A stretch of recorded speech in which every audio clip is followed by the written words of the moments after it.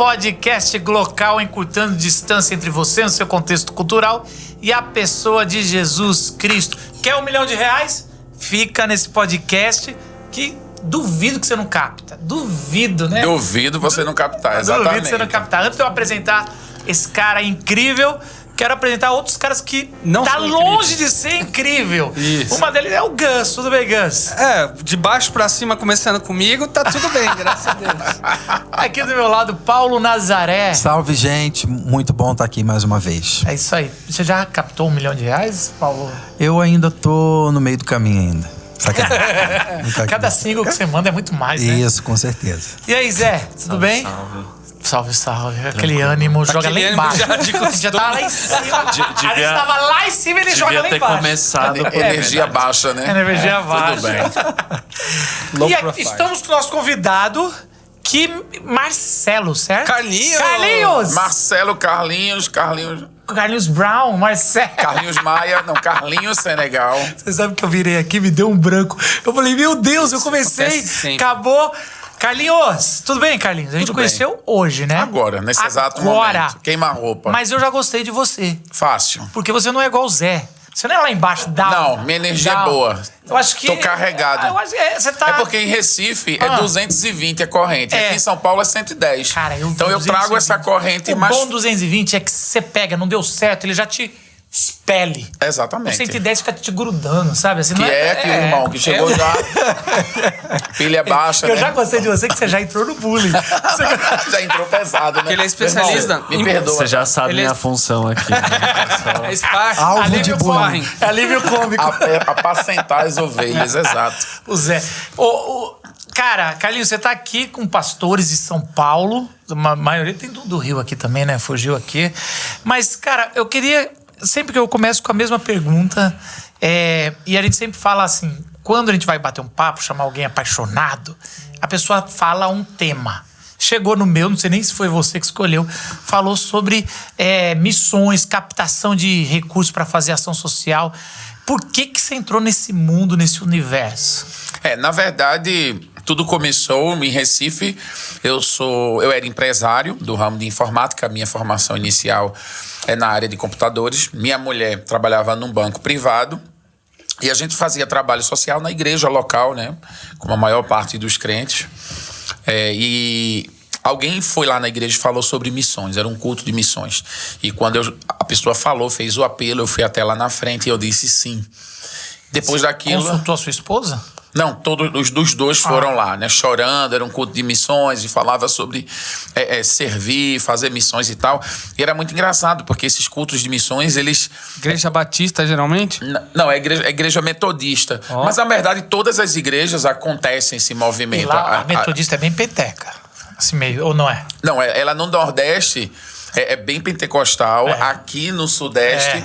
Por isso que eu tô falando, que eu fui lá pregar, mano, eram uns negócios assim, tinha até... Igrejas de centro, as igrejas urbanas, elas são mais conservadoras. As das periferias são mais pentecostais, né? E essa aí que você tava é dentro de uma comunidade da região metropolitana do Recife. Uma igreja bem quente, uma igreja voltada para a área social. Então, a gente era bem ativo nessa área. Então, quando o missionário foi lá e pregou e tal, a gente disse sim, a gente foi convidado para fazer um curso de missões de 15 dias no Rio de Janeiro. A gente veio, eu e toda a família, eu, Débora, minha esposa, meu filho Gabriel, mais velho, mais novo Carlinhos também. Quando a gente chegou lá, a gente se apaixonou pela proposta. E eles estavam falando sobre missões transculturais, ou seja, uma missão fora da nossa cultura. E a gente voltou para casa, claro, ela voltou para o banco, eu voltei para a empresa. E a gente achou que, caramba, como agora a gente vai fazer missões? Minha mulher trabalhava há 13 anos no banco privado, eu trabalhava há 10 anos com uma empresa de informática, e foi naquele momento que eu entendi que missões não é sobre fazer, missões é sobre obedecer. E a partir do momento que eu disse sim para Deus, eu estava na agenda de Deus. E é muito importante a gente saber isso, por quê? Porque a gente acha que fazer missões tem a ver com viagem. E a gente vira missionário quando a gente desce no avião. Não, a gente vira missionário a partir do momento em que a gente olha para Deus e diz, pode contar comigo. E Deus tem uma agenda, e a agenda dele envolve cidades, países, ruas, periferias. E ele diz, eu quero usar você em determinado lugar com determinada pessoa. Então, a partir desse momento, Deus já começou o processo de transformação, de preparo para viver esse momento, né, que eu vim aqui contar para vocês nesse podcast. Isso era que ano? Mais ou menos 2007 para 2008. 2007 a 2008, já com família, tudo. Família e tudo. Esse processo foi engraçado porque a gente teve o despertamento, mas a gente não foi de cara. A gente chega no Senegal em abril de 2014. O despertamento foi nesse culto específico. Culto. Aí que Mas começou o curso, a primeira o curso coisa. No Rio também, né? Aí a gente foi num curso no Rio em 2008, 2009. E aí, num curso existe um esclarecimento do campo que a gente poderia servir. E naquele curso eles estavam falando sobre a Janela 1040, que é um mapa, né, em cima do nosso mapa mundo, onde existem os países menos evangelizados. E a gente saiu dali querendo voltar e servir. Só que eu entendi nesse momento que o primeiro passo para missões é um processo de cura. Eu não sabia. A gente sempre, quando é chamado por Deus, a gente diz, eu quero fazer alguma coisa, né? Eu quero fazer uma ação social. É uma tarefa que você vai executar, só que tem mais a ver com o que vai acontecer dentro de você. Dentro de você, porque aí então eu entendi aquela parte da Bíblia que diz, ame ao próximo como a si mesmo. Como é que eu vou amar uma pessoa se eu não sei me amar, se eu não sei me cuidar? Se eu não cuido bem da minha mulher, se eu não cuido bem dos meus filhos, se os meus próximos, os mais próximos, é minha família. E eu vivia muito mal. E eu vivia muito mal como todo mundo vive muito mal. No seu casamento, com a relação com seus filhos. E eu disse, não, eu quero priorizar primeiro a minha casa. E aí eu comecei a fazer terapia, a me cuidar, a pedir perdão por coisas que eu havia feito em casa. Eu me reconciliei com a mãe da minha mulher, eu tinha um problema sério com ela. Na verdade, Deus fez uma faxina. Milagre. Deus fez um Muitos milagre. aqui tem também, caramba. muitos aqui tem assim. Então vou orar por vocês no final por cura. Por cura da sogra. Exatamente. E aí o que é que acontece? Unção de Pedro. Mas é engraçado isso porque a gente sempre acha que a gente vai ouvir o chamado e a gente vai fazer. E Deus disse, não, eu quero preparar você. Porque vai ser através de você que eu vou fazer a minha vontade. E como é que a vontade de Deus vai ser feita se a gente não está preparado? Se a nossa mente não está preparada? E muitas das vezes se a gente não está convertido. Se a gente não entendeu a mensagem do evangelho. Porque até então a gente vai na igreja, a gente vira evangélico, a gente vira crente, a gente vira metodista, batista, assembleano. Adepto de uma religião. De uma religião, a gente vira um prosélito. E Deus não queria um prosélito. O prosélito eu já era. Deus queria, de fato, um embaixador, um representante. Carlinhos, e nesse processo todo, não teve nenhuma vez que você falou, me meti numa furada. Tava melhor continuar na minha empresa de internet e minha esposa no banco. Engraçado, essa reflexão eu fiz muito mais quando a igreja olhava para mim e dizia, você largou tudo. Isso. É uma frase muito dita para missionários, né? Geralmente tem uma aura em volta disso também, né? Você largou tudo. Exatamente. É um misto de repulsa com admiração, né? Exatamente. Porque, na verdade, assim, todo cristão deveria ser um missionário. O reverendo Spurgeon já disse isso, né? Ou você é um missionário ou é um impostor. Todo cristão deveria ser um missionário. E aí, quando você vira um missionário, parece que é assim, ai, graças a Deus, alguém se rendeu ao evangelho.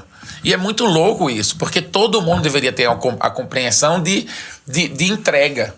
E aí todo mundo ficava na igreja, você largou tudo, você largou tudo. Eu disse, meu Deus do céu, o que é tudo para essas pessoas?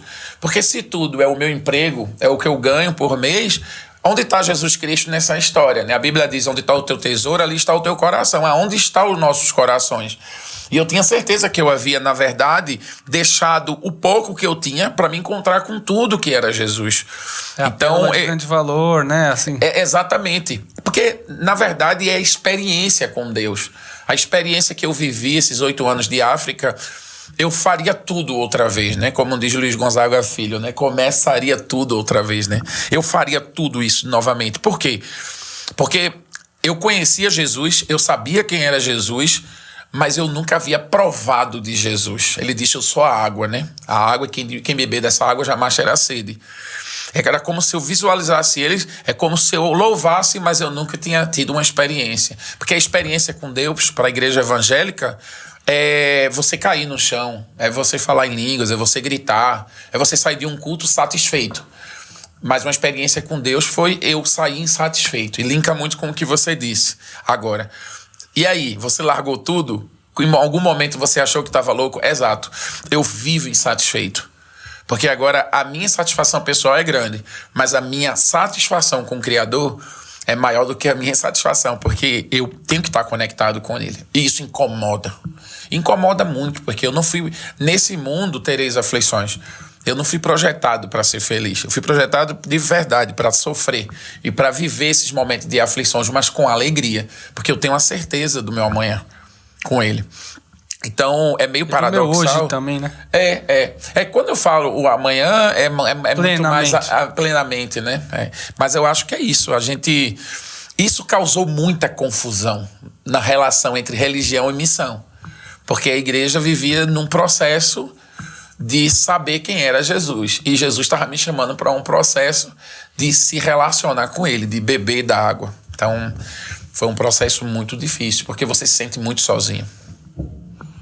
Carlinho, você tá aqui, cara, você disparou aqui, agora tem várias... Por quê? E quando é que você percebeu que chegou a hora? Porque assim, o processo de cura na família do missionário, nossa vida, ela não acaba, né? Ela vai Não acaba. Ela começou, mas ela não acaba. Mas tem uma hora também que você vai perceber que você tem que dar um outro passo. É quase esse, feito é melhor do que o perfeito não feito, né? Então tem que... Quando você... viu, agora vamos embora. E por quê? Por que lá na África? Por que no local que você foi parar? Passaram cerca de 6 anos, é isso, mais ou menos? Isso, até eu ir. Na verdade, primeira coisa, os missionários, eles são embaixadores de Jesus, são representantes de Jesus. É importante ter essa consciência, até para que você saiba sobre sua responsabilidade, do seu papel, né? Eu não sou eu, mas eu sou Jesus. E eu represento Jesus. Essa deveria ser a definição de cristão, né? Exatamente. São pequenos cristos. Agora uma subcategoria em que só o missionário é que agora tem essa responsabilidade, né? Exatamente. E não é verdade. Só que não pode. Você vai se dar de frente com essa realidade. As pessoas vão te olhar como se fosse exatamente. Jesus. Por isso que às vezes eu quero fazer uma coisa, eu digo, olha, Carlinhos poderia fazer. Mas Carlinhos de Jesus não pode fazer. Porque eu represento alguém. Eu represento Jesus Cristo. E assim, esse momento eu não tinha me dado conta ainda. Porque você é levado por amor. É muita paixão no início do processo. Até que você se depara com as escolhas. E as escolhas são muito difíceis. E a escolha é o maior ato de amor. Jesus não fez por paixão. Jesus fez por escolha. Ele escolheu morrer. Por decisão. Não é um sentimento, né? Não é. Sempre quando envolve sentimento, vai dar errado, porque o sentimento acaba. Só sentimento não sustenta. Não sustenta. Você precisa olhar e dizer, caramba, eu vou me ferrar muito nisso. Mas eu vou ser leal à minha palavra, eu vou fazer por amor. Então esse processo, ele acontece quando a gente está saindo do Recife, né, em que você tem o seu salário, né, mensal ali interrompido, você com 2 filhos, e o mês seguinte chega e você diz, cadê o salário? Cadê o salário da bancária? Cadê o salário do empresário? Essa hora aí deve ser aquela pergunta que eu fiz, né? Que assim, pode, né? Mesmo que por um tempo breve, você ter essa sensação, caramba, acho que eu entrei numa furada aqui, acho que eu não fui responsável o suficiente, posto que eu tenho filho pequeno, enfim, né, contas para pagar e tudo mais. Mas aí você é surpreendido. Você é surpreendido. É exatamente isso. Por isso você pode ficar na sua zona de conforto, controlar a sua vida, achar que aquilo é a plenitude de Deus para a sua vida, mas você está perdendo o que Deus pode fazer por você. Porque toda vez que você tem um controle da sua vida, você não prova de Deus. A sua zona de conforto é um grande bloqueador da ação de Deus para a sua vida. E quando eu saio da zona de conforto, eu lembro que eu chego na primeira igreja, eu nem sabia pregar, eu nem sabia falar para pessoas. E quando eu prego, aí eu saio, uma pessoa vem com um bolo de dinheiro, bota na minha mão. E eu me assusto, eu digo, não, eu não preciso desse dinheiro. Eu disse isso para a pessoa. E ele disse, não, é para você é um missionário. E o Espírito Santo fala comigo, disse, a partir de hoje é comigo. E eu pego aquele dinheiro e digo, eita, o negócio funciona. A fé funciona. Porque a gente fala muito sobre fé, mas às vezes a gente não vê ela funcionando. E quando você se depara com nada, é que você vê que funciona de verdade. E aí você começa a ver pessoas ligando para você do nada, dizendo, olha, Deus mandou eu dar um dinheiro, Deus mandou eu enviar. Eu lembro de uma coisa assim, que não é tão importante, mas era importante para os meninos. Eles não tinham um videogame. Eles tinham uma televisão e ele dizendo, pai, eu queria tanto ter um videogame. Eles ficavam muito tempo isolados e tal. Isso já lá no Senegal? Não, isso no Rio, na nossa agência. A gente passou 10 meses na agência tendo treinado.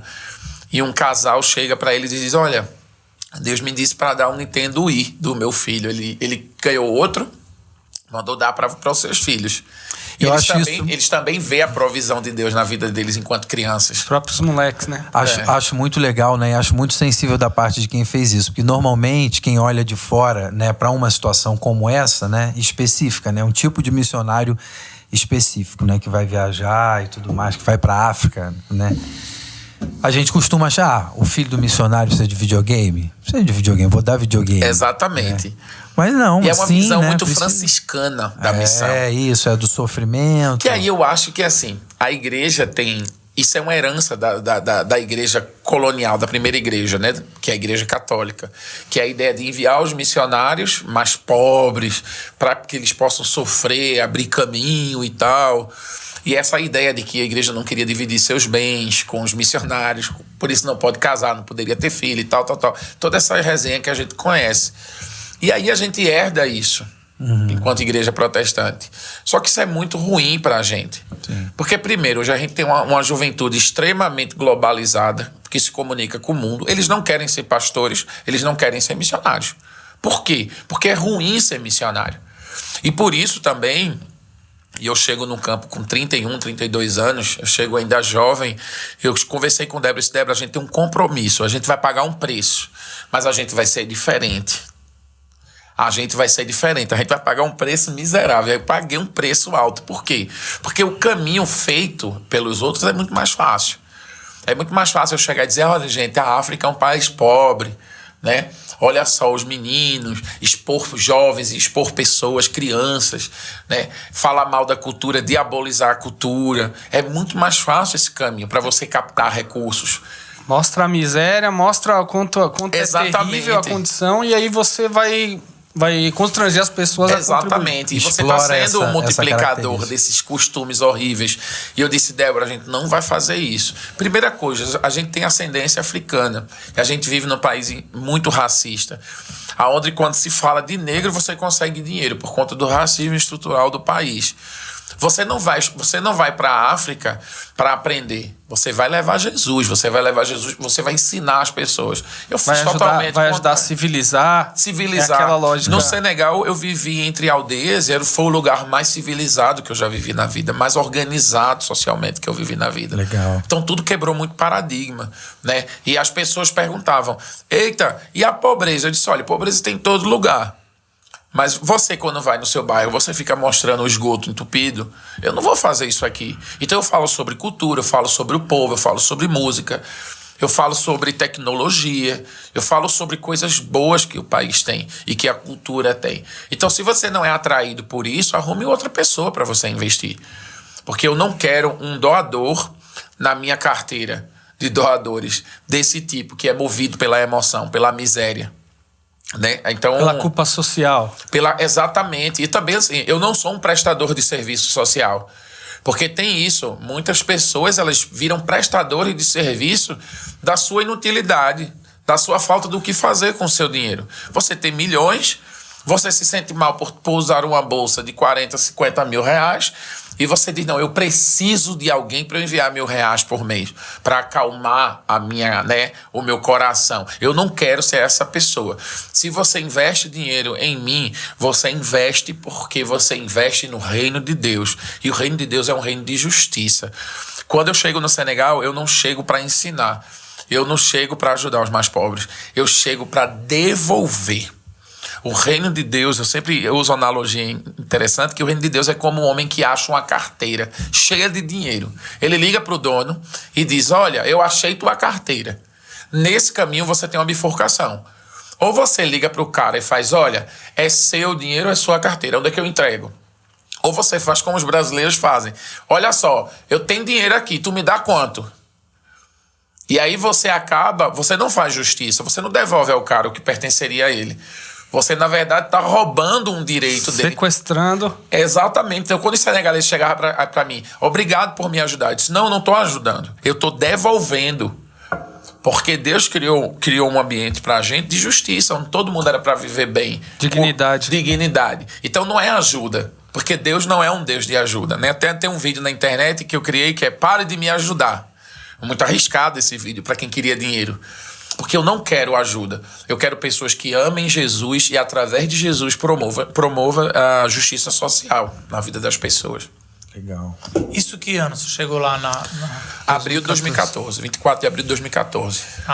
E aí, como é que foi a realidade lá? Sim, você está falando, lógico, você dá essa ênfase, mas eu queria voltar um pouquinho para a gente entender sobre os seus primeiros momentos lá e como é que você eu vou se fazer surpreendeu, né? missões aqui.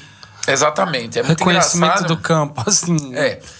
Se você foi bem treinado por uma boa agência, como eu tive a oportunidade de ser... E qual que foi? Eu sou da agência Pioneiros. Sim. E eu fui treinado por um casal de norte-americanos que são missionários aqui no Brasil há muitos anos. Dom e Angelina Philey. Vou dar um beijo para eles. São meus mentores, professores. Tenho muito amor por eles. E eles me treinaram muito bem. Então, os 2 primeiros anos, a gente chama de imersão cultural. É o primeiro tempo em que você vai para observar a cultura, aprender a língua e viver com o povo, para que você se integre àquela cultura. Muitos missionários, eles entram num círculo vicioso, que é o quê? O círculo do fazer, eu chamo. Você vai e a igreja está atrás de você. Manda aí quantas almas, né? Eu uso até esse vocabulário. Quantas eu costumo almas? dizer que eu não mexo com cemitério, eu não mexo com alma, porque eu mexo com gente, eu tô cuidando de gente. E aí eu digo, bem, cara, eu não mexo com alma. E aí o cara entra nesse ciclo vicioso, ele perde a imersão cultural e acaba que ele não aprende sobre a cultura, então ele vai ser um ignorante pro resto da vida. Ele vive no lugar, mas ele não é do lugar. Então foram 2 anos de aprendizado da cultura. Aprendendo língua, aprendemos a língua colonial, que é a língua francesa, e aprendemos uma língua local, que é uma língua franca falada entre os 34 línguas e dialetos do país. Nesses 2 anos, finalzinho dos 2 anos, né, a gente observou que o quê? A gente comeu a comida, a gente aprendeu a comer pimenta, a gente aprendeu a língua. Quando você aprende a língua, você aprende os cacuetes da cultura, você aprende os segredos da cultura, a música, você começa a gostar da música, você começa a praticar um esporte nacional, que é a luta. Eu gosto de luta senegalesa. Não ganho nunca, né? Porque os caras já estão... Como é que é essa luta? É uma luta greco-romana, aqueles caras bem fortes, tipo um sumô, tão antigo quanto o sumô. Judô. Não, as lutas asiáticas, tirar do círculo, tem uma forma de derrubar. A gente conhece as dores das pessoas, a gente conhece o porquê as pessoas adoecem. Né? Inclusive, minha esposa pegou febre tifoide por conta da água, e aí você descobre que a água é um problema. E aí você tenta resolver o problema, que não é mais o problema das pessoas, é o seu problema. Então, o processo de imersão cultural faz você se integrar a ponto de você querer resolver os seus problemas. E seus problemas é o problema da comunidade. Agora, claro, é uma cultura totalmente diferente da nossa, a língua é diferente, né? Mas quando você tem muita vontade de aprender e pouca vontade de ensinar, você se integra. Eu acho que os cristãos têm muita vontade de ensinar, né? Como os donos da verdade. E eu e Débora, nós somos professores, e tem um provérbio que diz que ensinar é aprender 2 vezes. Então a gente foi, esse primeiro momento, só para aprender. E quando a gente viu, estava lá. E as dores daquele lugar passou a ser as nossas dores também. E vem cá, por que essa ideia aí de captar recurso? De onde veio aí? Porque a gente até abriu o podcast falando desse... captar um recurso de R$1 milhão. R$1 milhão. É engraçado porque depois desse período de 2 anos, a gente não sabia o que a gente ia fazer. Porque a gente não queria importar nada de fora. Que a gente tem muito dessa coisa. Vou ensinar violão pros caras. Que eu sei tocar violão e eu não quero aprender uma coisa nova para ensinar. Eu quero ensinar o que eu sei. E eu sou analista de redes, pelo menos eu era, né? Na época, a minha formação antiga. E quando a gente chega lá, os jovens descobrem que eu mexo com informática e descobrem que Débora fala francês, até pelo francês dela, que é muito bom.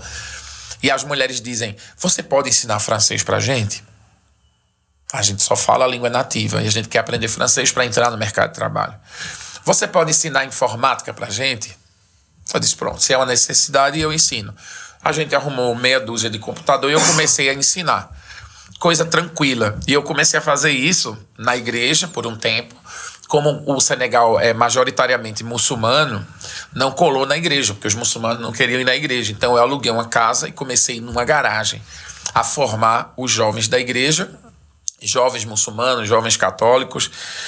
E foi engraçado porque nesse momento, meu filho tinha 8, 9 anos, ele entrou na garagem e ele disse, pai, o senhor vai ser milionário um dia. Aí eu disse, por quê, filho? Ele disse, porque Steve Jobs começou na garagem e ele virou milionário. Já tá se vestindo igual ele. Né? Eu tô vestindo, tô pegando a moral. A Amazon começou na garagem, a Apple, a Microsoft, o senhor vai ser milionário. Foi o Gabriel que falou isso? Foi o Gabriel? Não, foi Carlinhos. Quantos anos eles têm hoje? Gabriel tem 22 e Carlinhos tem 17, faz 18 esse ano. Legal. E Carlinhos é o profeta da família. Saquei. Ele sempre vem com as sacadas, né? E eu disse, que nada. Beleza, para aí, congela. O processo da escola começa na garagem, cresce. Vocês criando uma escola lá pra fazer isso? Não, a gente, na verdade, começou... Escola de francês e computação. Era francês de tarde e informática de manhã. Para pouquíssimas pessoas. Só que isso vira um monstro. Por quê? Essa galera que estudou comigo, eu empreguei. Eu fiz contatos e empreguei esse pessoal. Mas a minha ideia era só no pequenininho. Mas não deu. Quando a turma começou a trabalhar, chegou mais 10, chegou mais 20, chegou mais 30. E virou, eu escalei isso assim. Ficou muita gente estudando lá. Então eu disse, eu vou formar um líder local, que também era um ciclo que eu queria quebrar.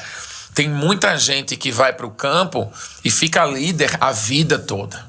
E eu disse, não, eu quero Queria uma dependência, né? Uma dependência. Eu disse, não, eu quero ser o primeiro e último líder estrangeiro.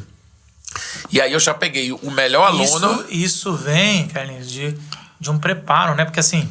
Para o pessoal que não está tão acostumado a falar de missiologia, né, ou missões, isso foi a regra por muito tempo com a gente, né? A gente via que, muito tempo, eu estou falando da fé cristã. Isso. Se vai e se tem vamos falar de Brasil. Você vai para o Brasil, você tem um estrangeiro, até hoje, missões que tem americanos, é muito legal, nada contra também. Isso. Mas você tem essa... perpetuação não só de um líder estrangeiro, mas de que aquela cultura, começa a confundir, aquela cultura é a que tem o Deus trazendo para nós. É o detentor do conhecimento, né? O detentor da fé, e aí o cara se mantém de Deus, né? Isso, e hoje e até da civilidade, porque isso é colocado em julgamentos também, né? Porque você tá narrando o fato, assim, o lado que a gente seria o detentor da cultura com Deus, né? Isso. Mas a gente é muito interessante. Se você olhar o Brasil do jeito que foi evangelizado, ele tem o outro. Então, você tem o Billy Graham vindo, fazendo as cruzadas. O Billy Graham eu quero ir. Aí via lá. Eu lembro, meu pai contava essa história. O Billy Graham foi no Maracanã, em 79, e muitos pastores e líderes iam lá para se converter na pregação do Billy Graham. Já eram convertidos, mas eles queriam no testemunho ter o carinho. Receber a unção. Carinho, e se converter com uma palavra do Billy Graham não é toda hora. Foi com o Billy Graham, tava lá. Então, assim, era pastor há 30 anos. Né? O cara, meu pai foi lá tentar se converter também. E isso é comum, a gente... Não conseguiu. Não conseguiu até hoje. O cara tá perdido até hoje. E é interessante que a gente vai estudando depois um pouco mais de missões, principalmente o que você está narrando, que o papel do missionário, ou uma das estratégias importantes, é você não ir e plantar uma igreja, é você ir e falar de Jesus para um pequeno grupo, e esse pequeno grupo plantar uma igreja. Que já bíblico, nasce autóctone, né? Que nasce ali do local e genuinamente e muito mais forte, né? Enraizada. Que é o formato bíblico, né? O problema é que a gente sistematiza com base no capitalismo a igreja. E a gente se esquece que um camponês que evangelizou 12, e esses 12 viraram e se multiplicaram. Então a gente meio que esquece, porque a gente bota na linha de produção, né? Tem que botar um CEO ali com experiência internacional, né? Exatamente. Não, e o erro é um atrás do outro, porque você planta, assim, não é que é um erro. É um jeito que se fazia e graças a Deus. O piloto automático levava se fazendo um jeito, hoje se você vai lá, aí você pega dinheiro estrangeiro para montar uma casa de oração, né? A igreja, que já não se sustenta por conta própria, porque cresceu sem pessoas ali. Então você tem que depender do dinheiro de fora. Aí quem paga geralmente manda. Aí no caso do Brasil você tinha os hinos traduzidos, então já não era mais a cultura local, nem o linguajar. E uma coisa assim vai atrás da outra. Você fala, para desprender isso demora décadas. Sendo que se você faz um pouquinho diferente... No começo, já no embrião da coisa, né? E você tem que abrir mão desse poder de determinar se vai ser... Quanto... Eu lembro que se discutia isso muito. Eu sou filho de missionários, então essa discussão é desde de infância. Sua mãe também, né? Se aprofundando nessa área de missões, enfim. Minha mãe e a gente falava quanto de contextualização. Daí tinha 7 níveis de contextualizações. E eles iam discutindo. Falaram assim, não, quem tem que decidir são os locais. Com a experiência com Deus, eles estão ali. Exatamente. E ele despreza até a experiência teológica local. Sim. E quando você fala, eu vou estudar a teologia... Deus não está aqui. Aí exatamente. Agora eu vou começar. Você esquece dos indígenas que já estavam aqui antes de Jesus. Você vê aqui na região do São José de Ouro Preto, essa região aqui, os caiapós já estavam aqui há 5 mil anos atrás, muito doido. Os caras estavam aqui há muito mais tempo. Então, assim, você esquece a teologia local. Agora, claro, o cristianismo, e eu sei que isso é muito difícil de dizer por um cristão e para cristãos, mas o cristianismo, começando em Roma e chegando o protestantismo, claro que não era a intenção de Lutero, mas ele se torna um projeto de poder para manipular pessoas economicamente. E aí é que tá. Ou a gente vira Jesus, que desmonta o projeto de poder judaico, começando com João Batista, né, que é um desviado, que sai do templo para ir para o deserto, ou a gente continua multiplicando... Filho de sacerdote. Exatamente. É por isso que eu estou dizendo isso, que ele é desviado. Ele era para dar continuidade ao trabalho do pai, né? Desvia da igreja, vai para o deserto, e aí Jesus vai lá e diz, não é o sacerdote que vai me batizar, não, da igreja não. Quem vai batizar é aquele desviado. É o desviado. Então, é o filho de pastor desviado. Desviado, é uma coisa exatamente. Muito... Então, a gente precisa... e aí, assim... Voltando para o Brasil, com essa visão de todo esse tempo do Senegal e tudo, eu percebo que o Brasil é um país não alcançado. Tanto quanto a um país muçulmano que só tem alguns cristãos. Não tenho a menor dúvida. Né? Por que se eu fico olhando para mim, às vezes, quanto hoje eu estou alcançado por Jesus, né? Que é uma pergunta que acho que todo cristão deveria se fazer. Quanto hoje eu estou me permitindo ser alcançado por ele, né? E quanto cultura, né? Quanto essa cristandade que se estabelece, né? Tanto na herança colonial católica quanto na herança protestante depois. Exatamente. Virou uma cristandade com os seus outros vícios. Porque você precisa analisar exatamente o que você recebeu e o que você de fato deveria ter recebido de Jesus.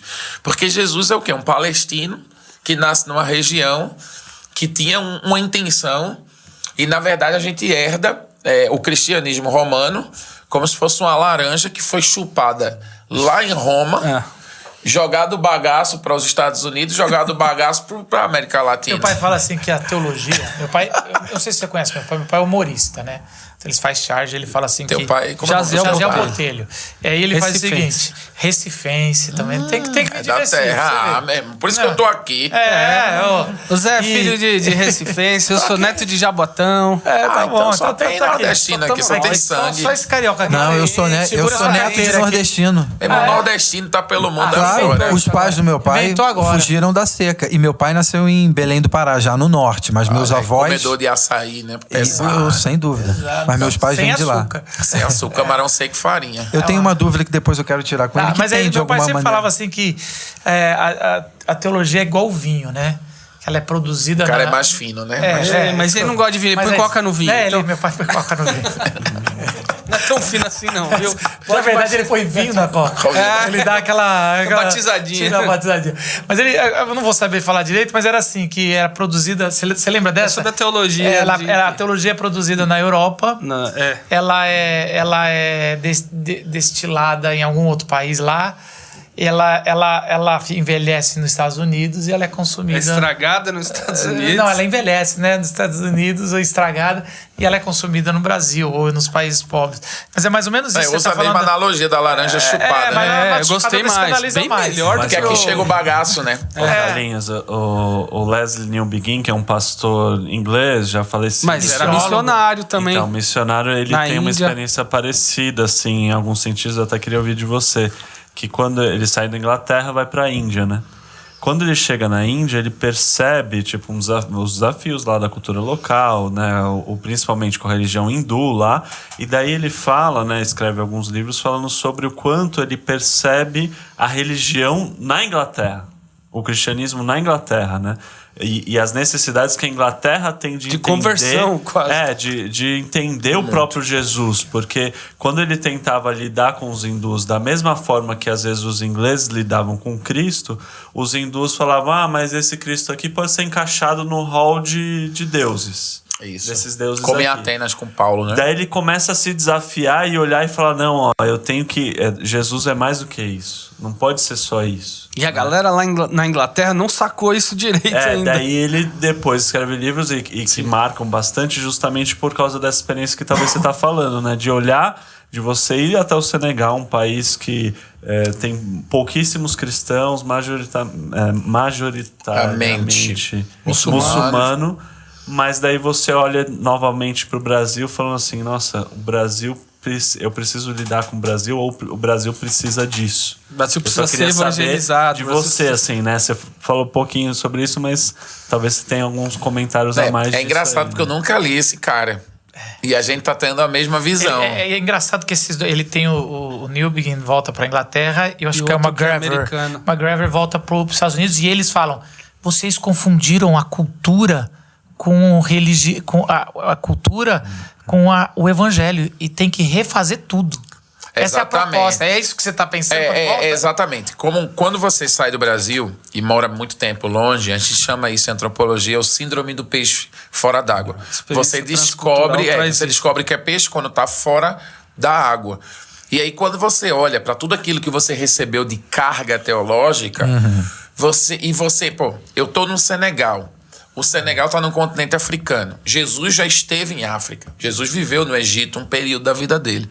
Não sei quanto tempo, mas se viveu até os 10, até os 12, quando ele reaparece, ele falava egípcio.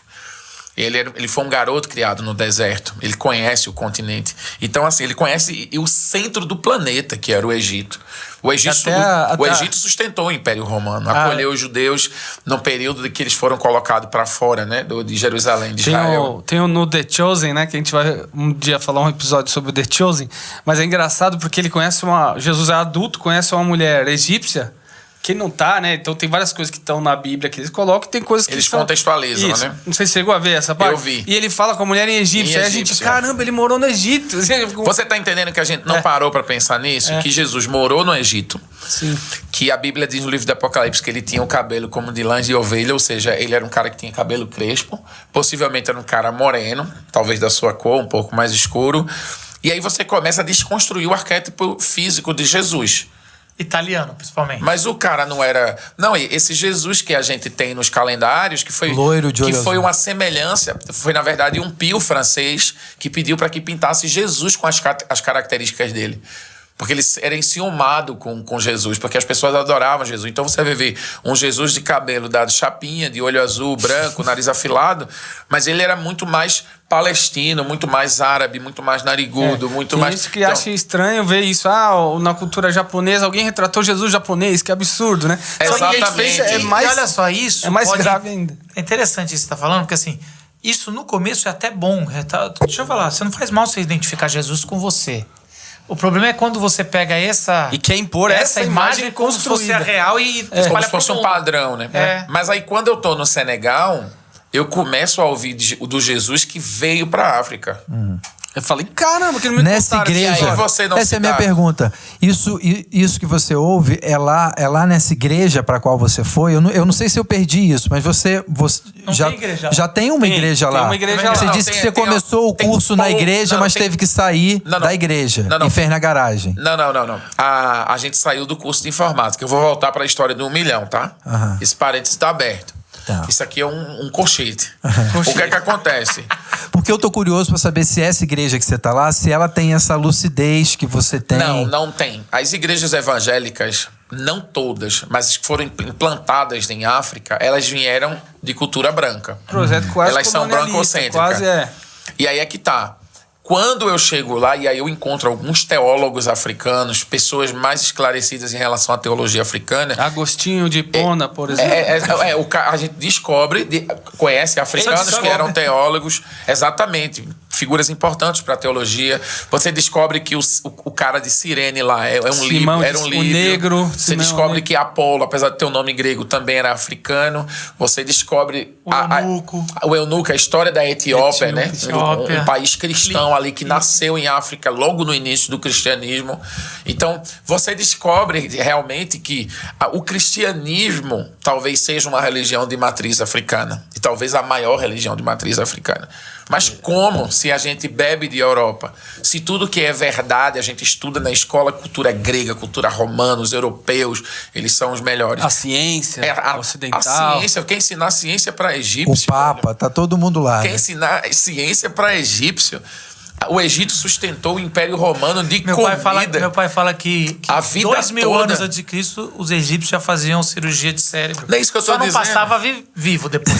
Mas assim, isso era um detalhe isso. Cara, mas assim, era uma tecnologia muito avançada. Eu estudando um pouco de história, eu não sou historiador, você vai ver que os romanos... cria um casamento arranjado ali com a Cleópatra. Por quê? Para garantir o sustento do Império Romano nas invasões. O celeiro, né?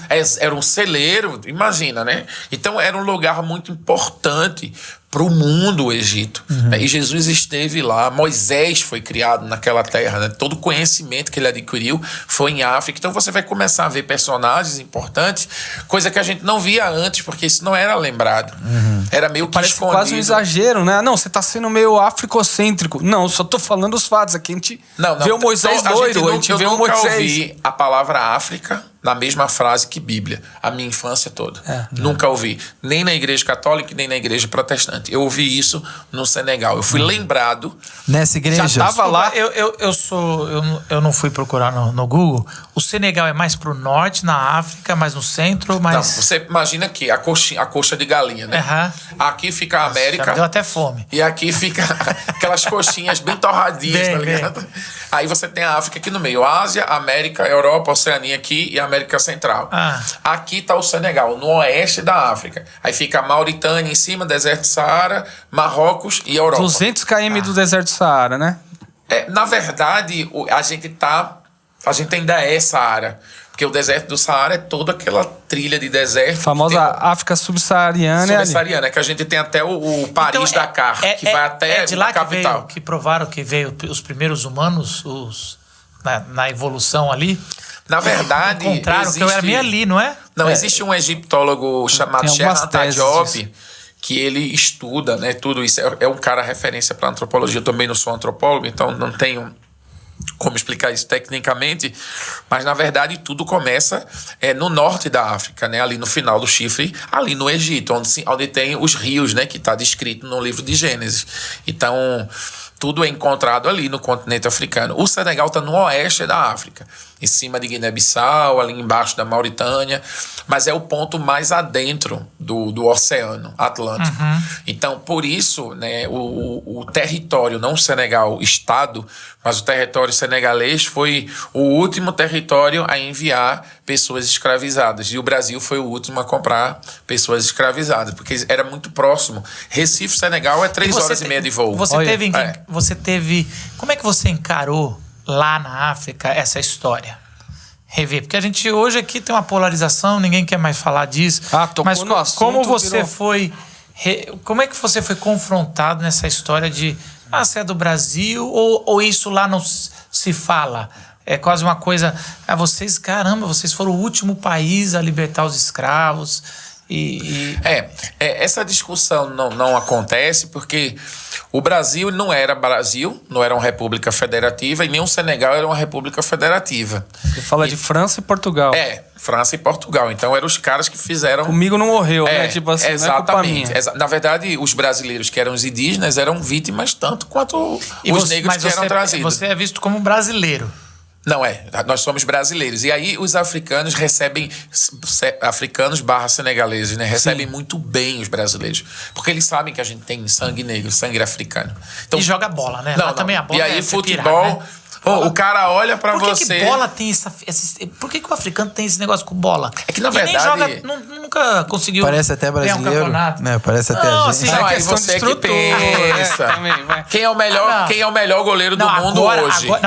Agora na Europa... Calma, eu sei. Eu sou recifense e recifense é chato, viu? Tudo do Recife é o maior em linha reta. E é verdade.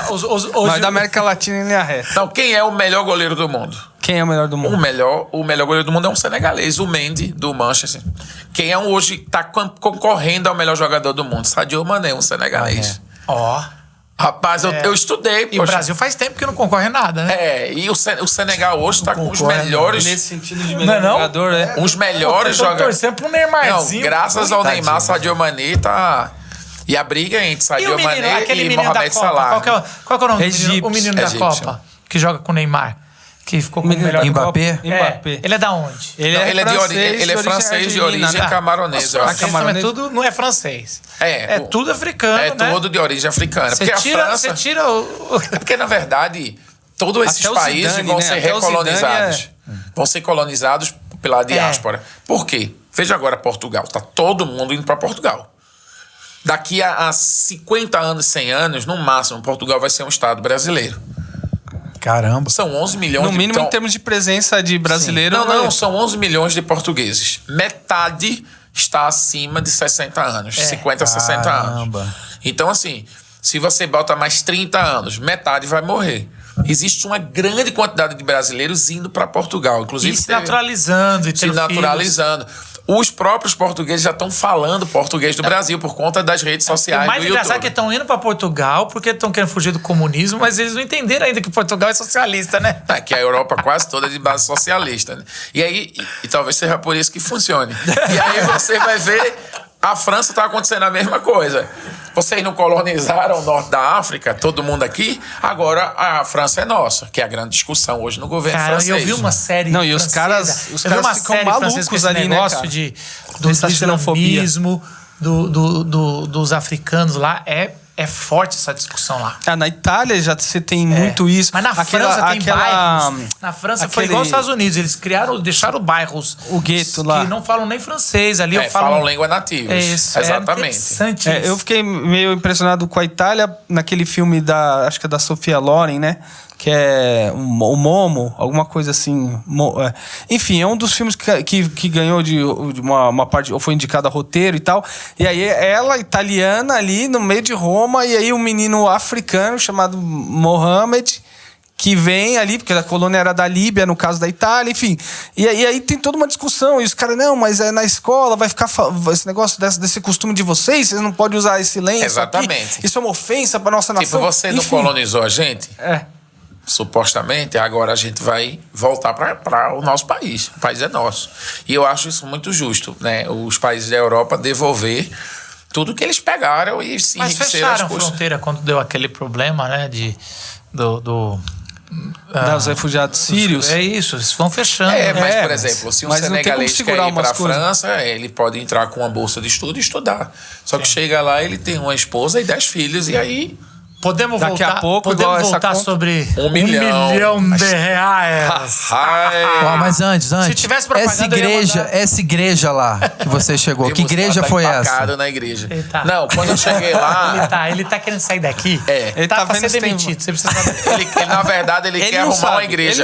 Ele não sabe. Não, eu quero saber se dá pra eu ir pra essa igreja. Pra mim, que eu arrumo um trampo pra você. Demorou. Tava doido pra ir pra lá. Mas é uma igreja... Não, o que acontece? Tem uma igreja, é engraçado, tem uma igreja metodista, que é a minha denominação, que eu trabalho, e eles já estavam lá. Entendi. Só que é uma coisa engraçada, é uma igreja metodista unida, norte-americana, mas já tem um líder senegalês. Legal. Então foi muito legal, porque quando eu chego lá, o meu líder era um senegalês. E ele orava para que um dia alguém fosse ensinar coisa de computador. Exatamente, ele já orava para que alguém viesse para capacitar, porque muitos missionários só iam para evangelizar, né? Aí volta pro conforto da sua sala. Como diria Gessé, novena não paga o dono da venda, né? A gente precisa trabalhar. Boa. E aí quando eu chego lá, ele diz, eu estava orando para você vir. Então ele confirma o meu chamado. E a gente começa o curso de captação, de informática e alfabetização. Só o que acontece? Eu começo na garagem, a garagem estoura, muita gente. No bairro isso movimenta. E eu começo a formar 30, 40, 50, 60. E eu pego um dos meus estagiários e vira professor. E eu abro o nosso instituto, que se chama Instituto Dorcas. Dorcas todo mundo conhece, senão vai ser reprovado em Bíblia aqui. Nome bíblico. Mas é um nome explica bíblico. Porque nossos ouvintes são ignorantes.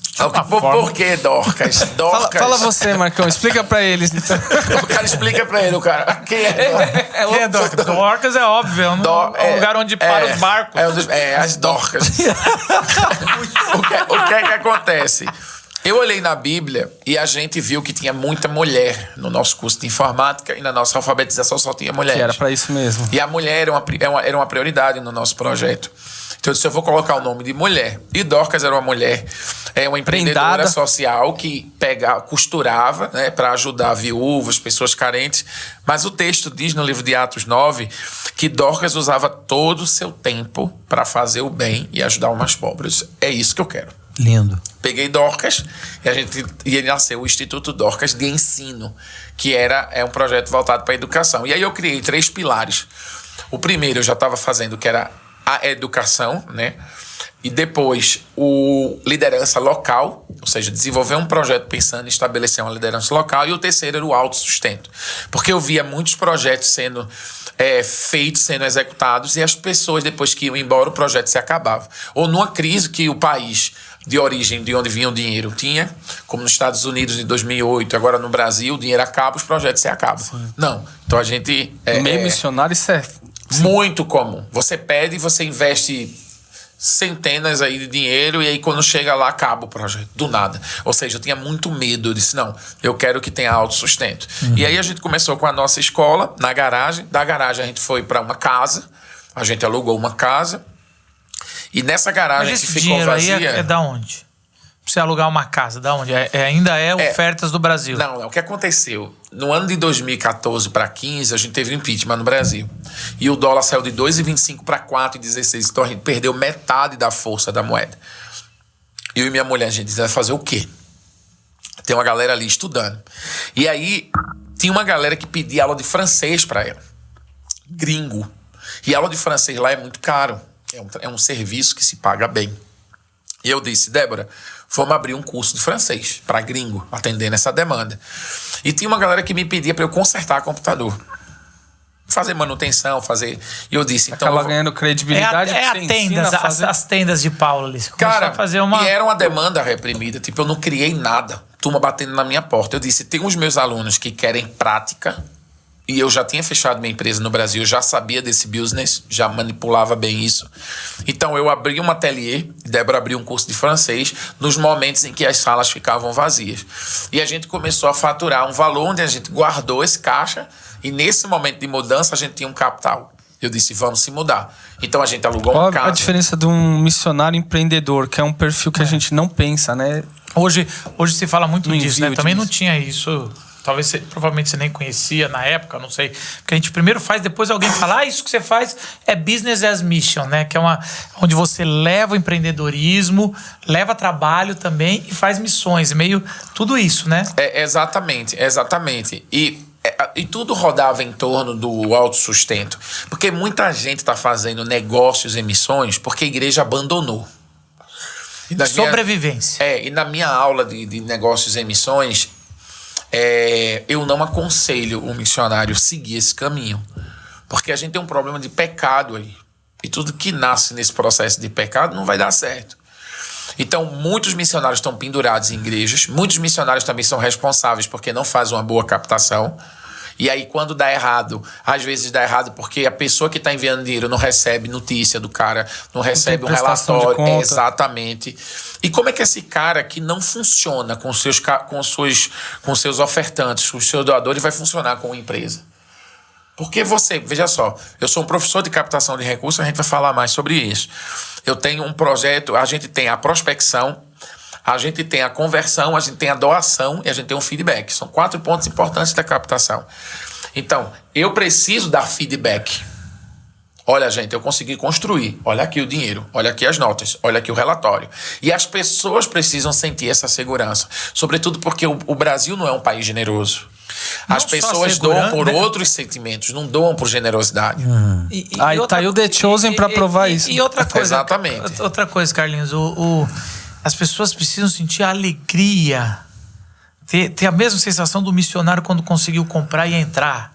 Então, assim, isso é uma prestação também. Além da prestação... Não é só um relatório, mas relatório, porque as pessoas fazem um relatório frio. Mas o bom relatório é um relatório que vai completo, com os dados para quem tá... Deixa eu ver se você gastou bem. E uma parte na da verdade, experiência. as pessoas nem querem papel.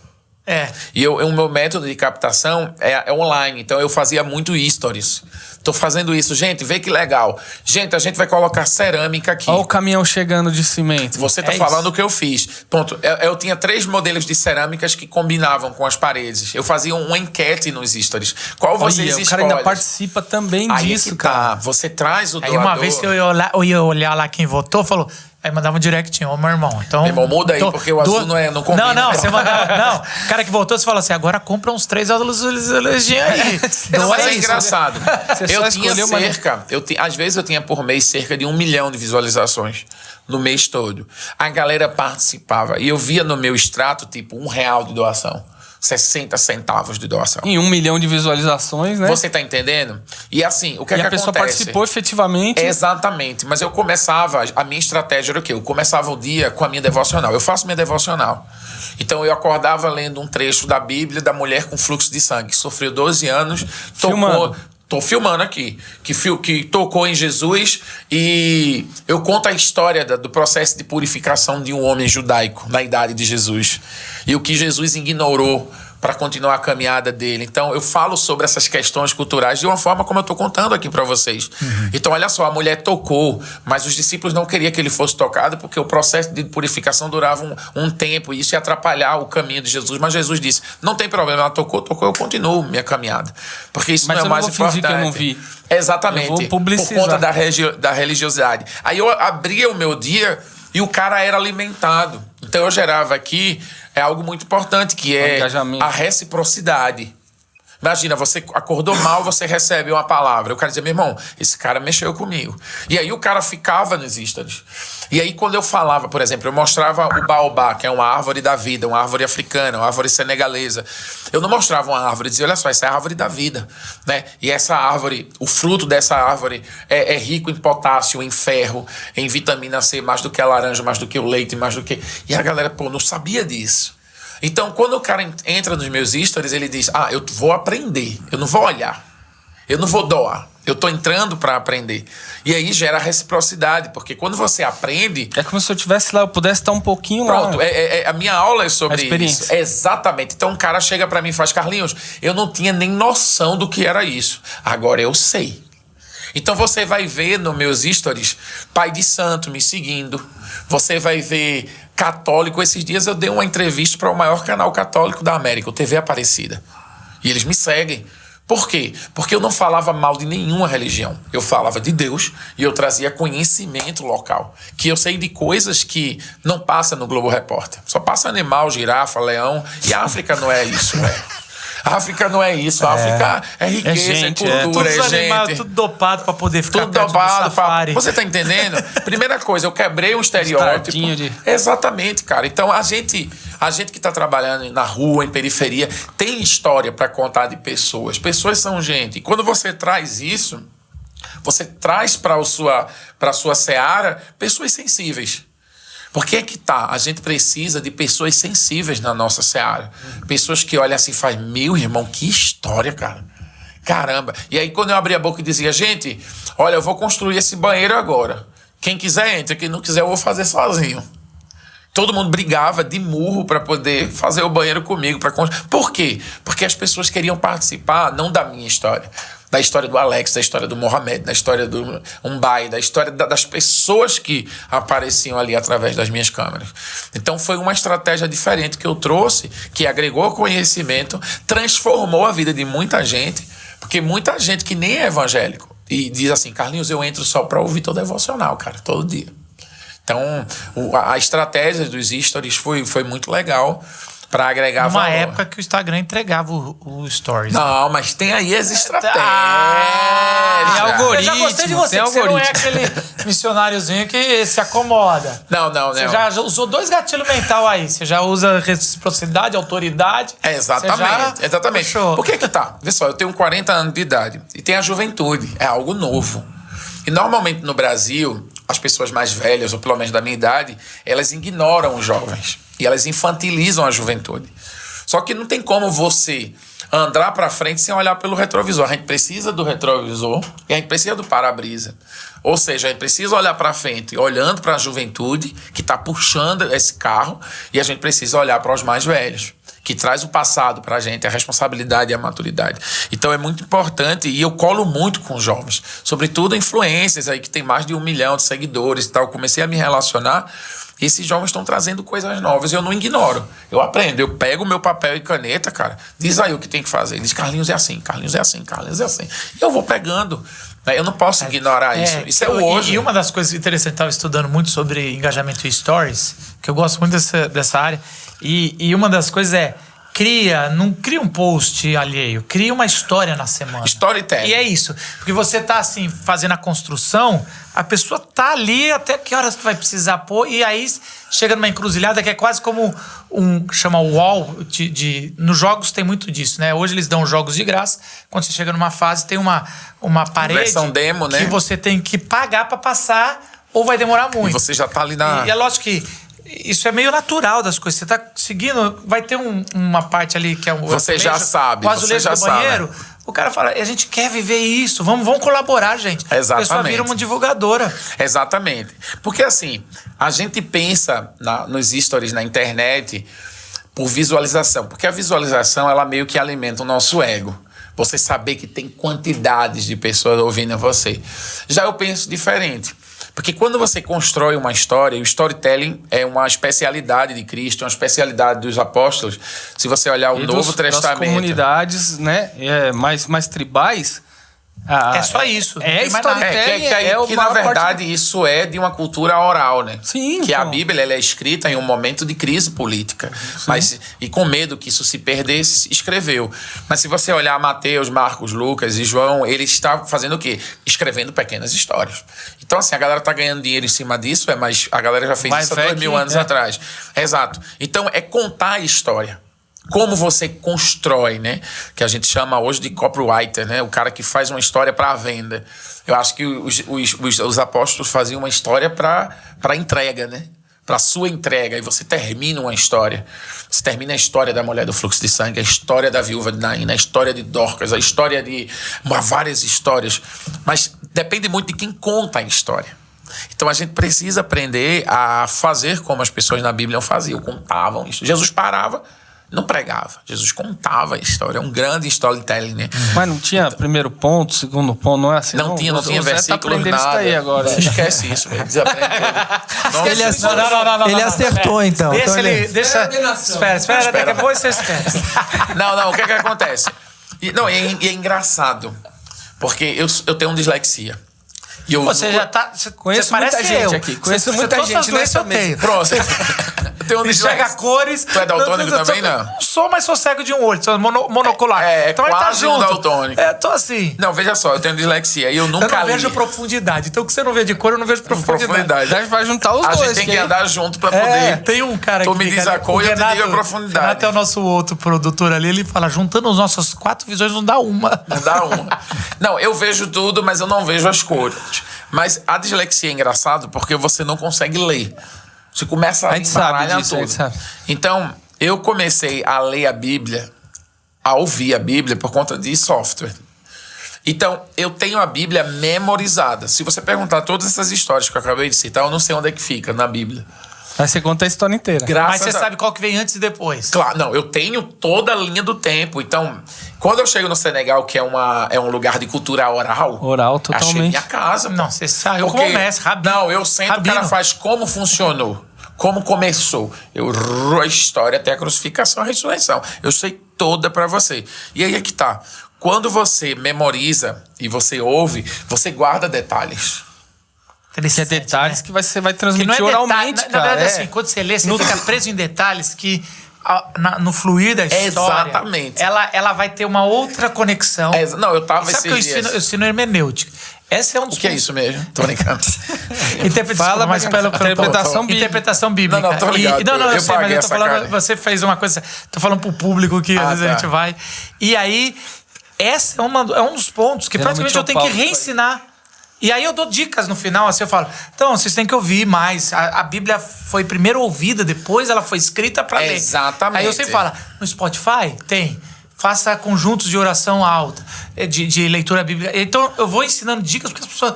Sério, isso pode? Mas num lugar de cultura... do livro.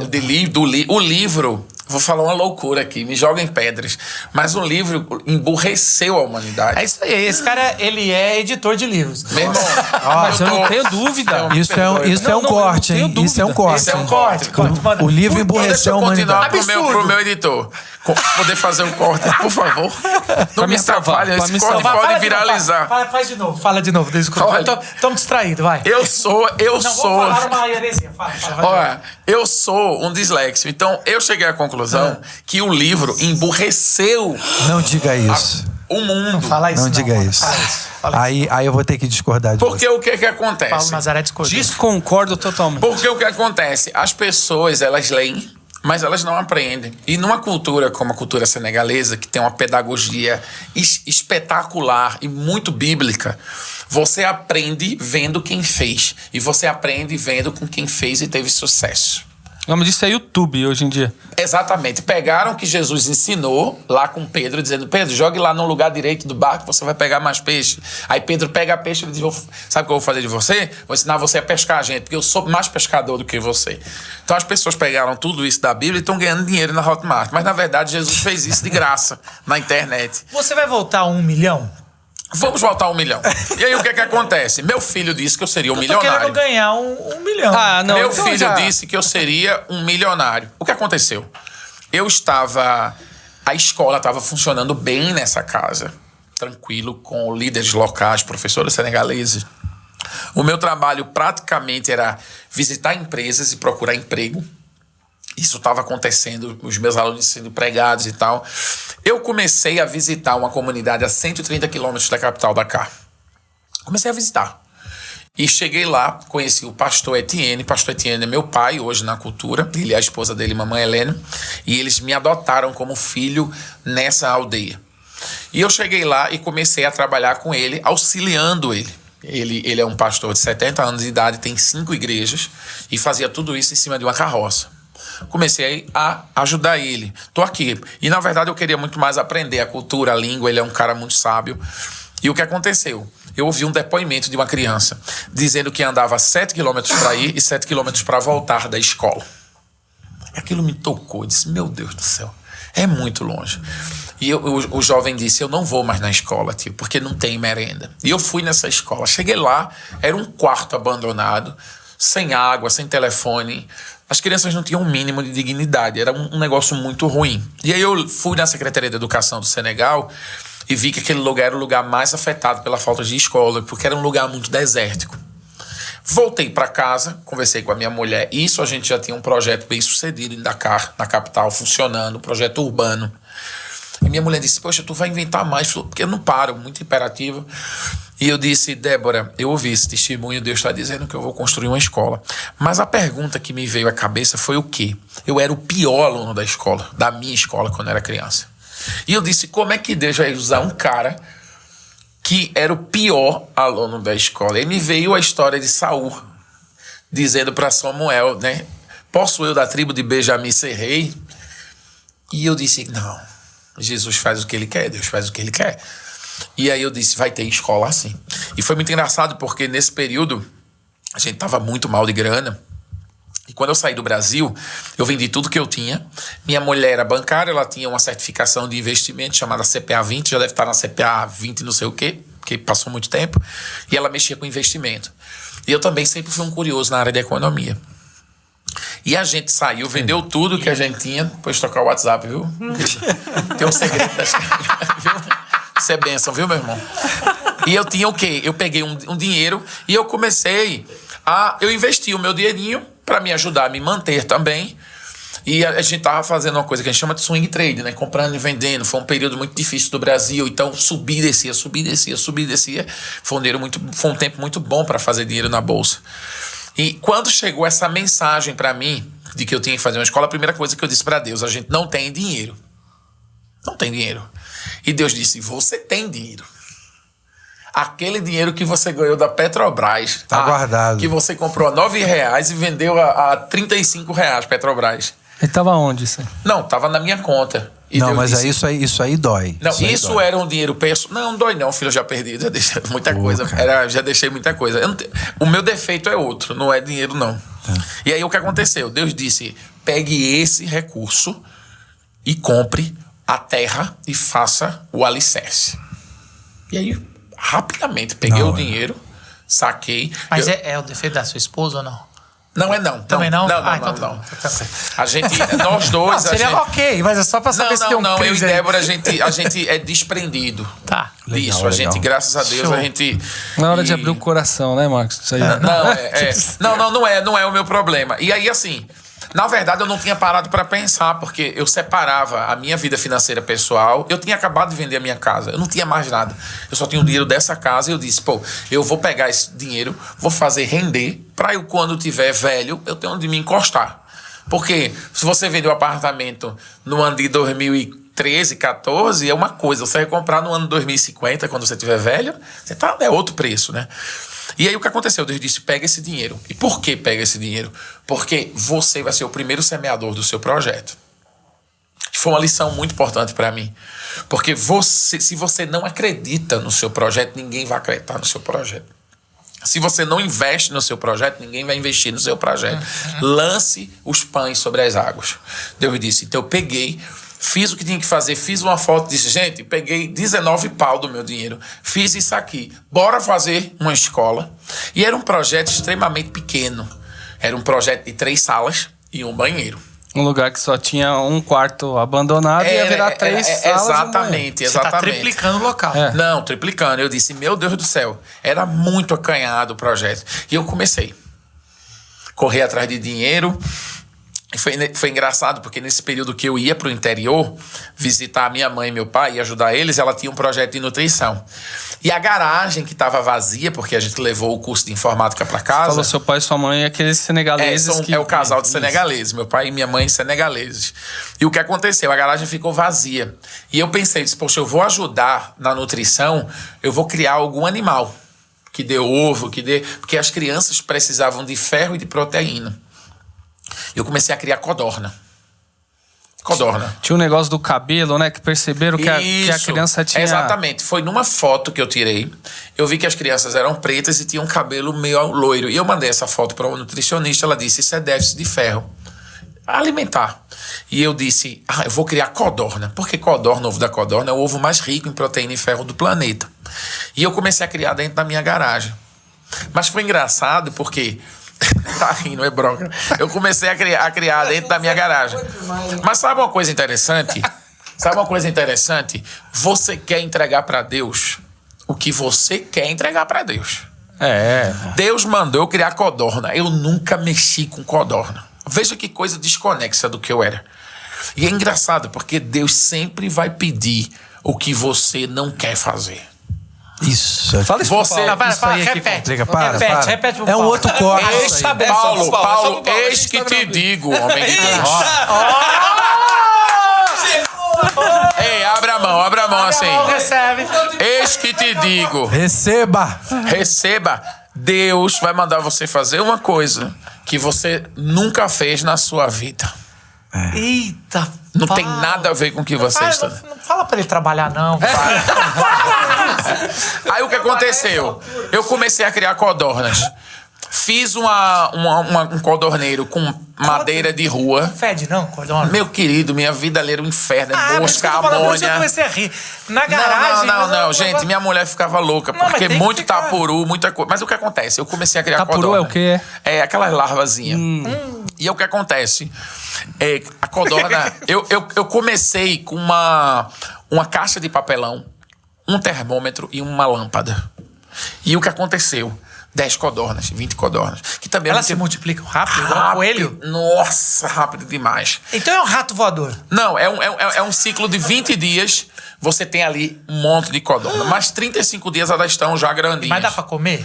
Não, é uma ave de 170 gramas, 200 gramas. É uma ave deliciosa.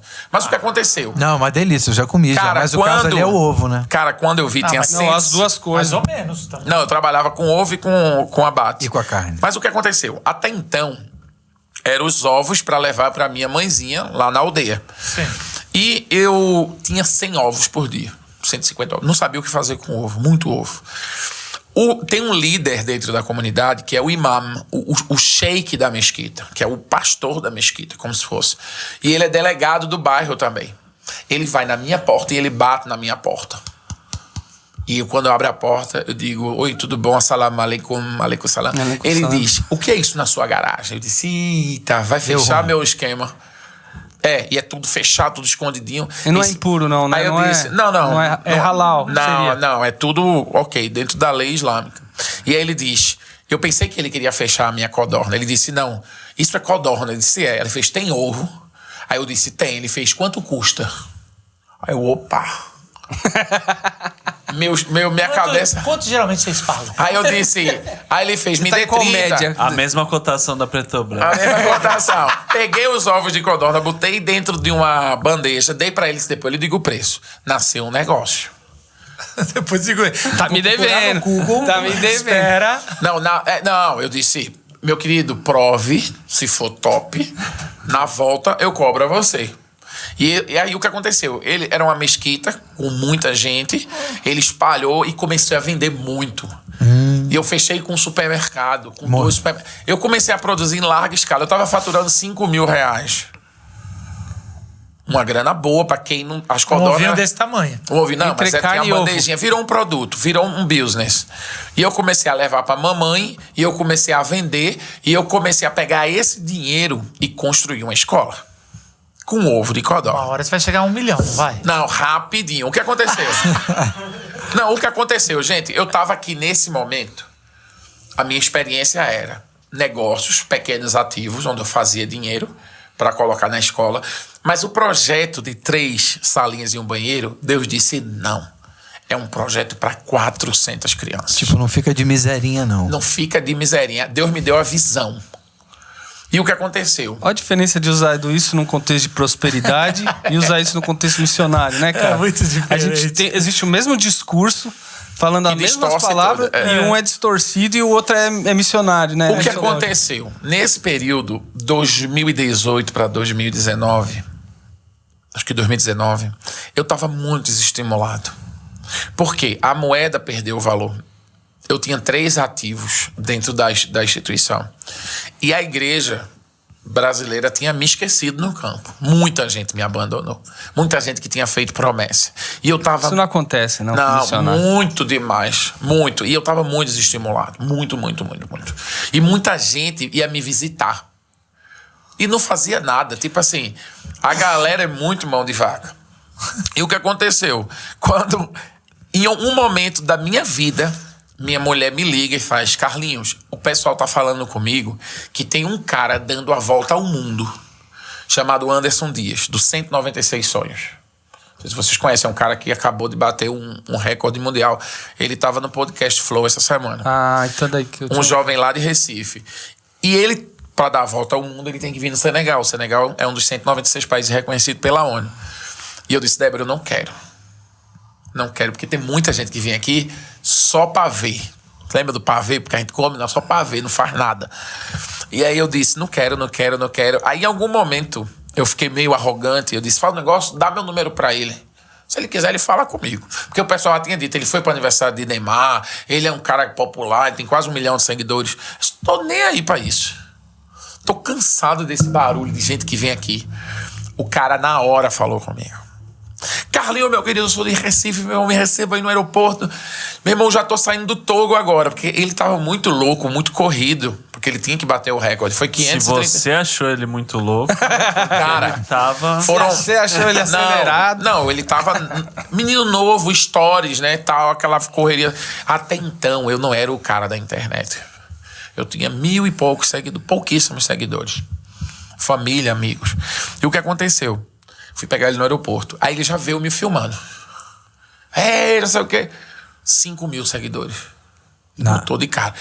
No primeiro stories dele, 5.000. Não, ele tinha 500 mil por stories de 5.000. Tipo, 10 mil, 15 mil no outro dia. Aí o que aconteceu? Aquele cara, ele disse, Carlinhos, eu preciso na Gâmbia. A Gâmbia é um país dentro do Senegal. E eu preciso ir em Guiné-Bissau. E eu, bora comigo. Eu disse, cara, tipo assim, fazer uma viagem de mais de 1.000 quilômetros com um carro velho que eu tinha. Ele fez, eu ensino tudo de Instagram pra você. E outra coisa, pega esse seu celular velho e joga fora. Ele tinha um iPhone 11 Pro, Mega Pro, era um topzão. Ele disse, pega aí e você me paga como puder. Esse cara, ele não era evangélico, ele não tinha igreja, não tinha nada. Mas o cara me trouxe uma energia, cara. Não tem quando você tá baixo, carga baixa, e tem um cara que pega você e faz, meu irmão, acorda, velho. Tá acontecendo Geralmente aqui na nossa equipe é o Zé. É o Zé. Você tá do Esse lado. cara não vai do ser cara mais aqui, o ó, mesmo ó, hoje. energia. Ô, Glória. Faz isso não, velho. Eu oro por você no final. Eu oro e o que acontece? Esse cara chegou, ele botou energia. Sabe o que ele disse? Aí ele deu entrada no Cara, visto você é muito... Cara, você é muito bom de falar, mano. Cara, ele deu... O podcast já deveria ter acabado. Eu tô aqui com você. Vambora. Bota carga na pilha. O que aconteceu? Vai dividir em 3 episódios, tranquilo, vai ficar bom pra caramba. Meu querido, o cara, ele disse, eu não vou poder viajar pra Gâmbia, porque meu passaporte ficou preso pra pedido do visto. Vou ter que ficar o final de semana. Stop. Chegou no domingo, eu fiquei meio assim, porque ele não é cristão e tal. Aí eu disse, olha, eu vou na igreja. Ele fez... Mas ele sabia que você era missionário, nem isso? Não. Você é empreendedor social. As pessoas não percebem, porque eu não sou esse cara da bandeira. E aí, assim, ele sabia que eu era cristão. Você não dá bandeira, é isso? Não dou bandeira, tô firmão ali na minha, no meu serviço. É que você tem vergonha, Não é não. Eu sei que... Não muda. Ele Vai, segue. Tu vai atrapalhar meu corte. Desculpa. Vou dar O menino trabalho. tá esperando chegar agora lá pra fazer o corte. Aí o que aconteceu? O cara, ele chegou e ele disse, eu disse, bora na igreja. Eu não queria nem convidar pra não forçar a barra com ele. Ele fez, vou nada, velho. Eu não curto muito igreja. Eu disse, meu irmão, a igreja do Senegal não é uma igreja, é um evento. Ele pensou assim, ele disse, eu vou. Quando ele chegou lá, ele não tinha ouvido falar da escola. Ele sabia do projeto em Dakar. E era um dia em que eu juntei as crianças da aldeia pra gente ir na escola e as crianças fazerem uma oração profética. Porque tinha um pedaço da escola, uma pessoa desestimulada pela igreja brasileira, e eu disse, vou levar as crianças lá. Então ele viu aquela legião de crianças dentro de um lugar que não estava construído totalmente. Ele disse, mentira, vamos levantar esse dinheiro agora. Ele pegou, ele tinha quase 1 milhão de seguidores, botou no link da bio as minhas contas. Fez um stories, em 24 horas a gente levantou 75 mil reais. Caraca. Eu não sabia que isso funcionava, que a internet O funcionava. milagre de Jesus hoje em dia é digital, muitas vezes, né? Meu querido, eu não sabia disso. E aí eu disse, cara, me ensina. Ele parou e me ensinou tudo sobre internet. E o que aconteceu? A gente fez uma segunda vaquinha, captou 207 mil. E eu peguei o quê? Eu comecei a criar estratégias do marketing digital. Usando estratégias de Instagram, do que ele me ensinou, para captar recursos. E aí foi então que eu captei, durante a pandemia, eu captei R$500 mil durante a pandemia, tudo com a estratégia de que tô fazendo, tô aplicando, tô mostrando, tô usando outras linhas. Uma estratégia que eu criei e acabei criando um curso, né? Duvido você não captar. E É um curso hoje, digital. É um curso digital que tá na Hotmart. Duvido você não captar. E aí o que acontece? Vai ter lançamento dele agora no mês que vem. Então fica ligado aí. E aí o que Sei acontece? lá quando esse podcast vai no ar, mas não tem data, não? O quê? do seu Procura lançamento? Não, tem que me acompanhar. É tem isso que- aí. Procura aí que deve estar rolando por esses dias. aí. Escassez. Não, depois eu falo, não quero atrapalhar seu corte, não. Vai. Mas o que aconteceu, chefe? A gente terminou a escola. A gente inaugurou a escola e a escola está sendo dirigida por um senegalês chamado Alex Mbaye, que foi um dos que participaram da construção e um dos meus discipulanos, né, no processo. A escola está funcionando bem. Eu vim para o Brasil para poder dar aula. Hoje eu dou mentoria em mais de 15 países espalhados pelo mundo a projetos sociais da área de gestão do projeto e captação de recursos. Então, hoje é o que eu estou fazendo e dando mentoria a um projeto que está funcionando lá no Senegal. Mas o seu local a sua casa é no Senegal? Ou é aqui? Não, eu tenho dificuldade com isso. Ou você não tem casa? Não sei. Eu tenho casa no Senegal, eu estou morando hoje em Recife até dezembro. E eu estou viajando. Eu durmo em Recife 2 vezes por semana. 2 a 3 vezes por semana. E viajo.